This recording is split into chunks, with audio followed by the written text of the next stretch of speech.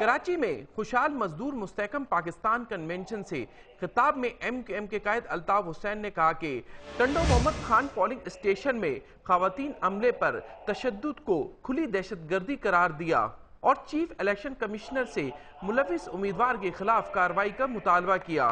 انہوں نے کہا کہ پولنگ کے دوران جن حلقوں میں اسلحہ لہرایا گیا ہے یا تشدد ہوا ہے وہاں کامیاب امیدوار کو معطل کیا جائے اور ان امیدوار کو 10 سال کے لیے نااہل قرار دیا جائے۔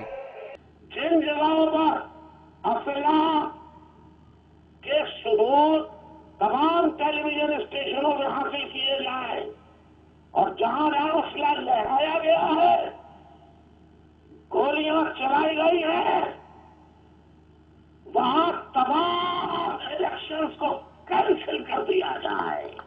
الطاف حسین نے کہا کہ مزدوروں کو تنخواہ نہ دینے کا سلسلہ بند ہونا چاہیے۔ فیکٹری مالکان مزدور کو مستقل کریں اور انہیں بے روزگار کرنے سے گریز کریں۔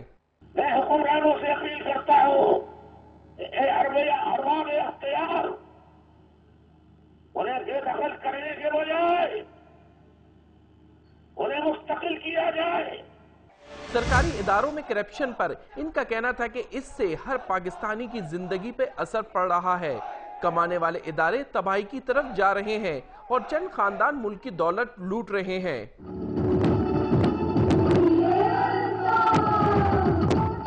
کنونشن کے اختتام پر آتش بازی کا شاندار مظاہرہ بھی کیا گیا۔ کیمرامین عدنان کے ساتھ عمران خان، ڈان نیوز، کراچی۔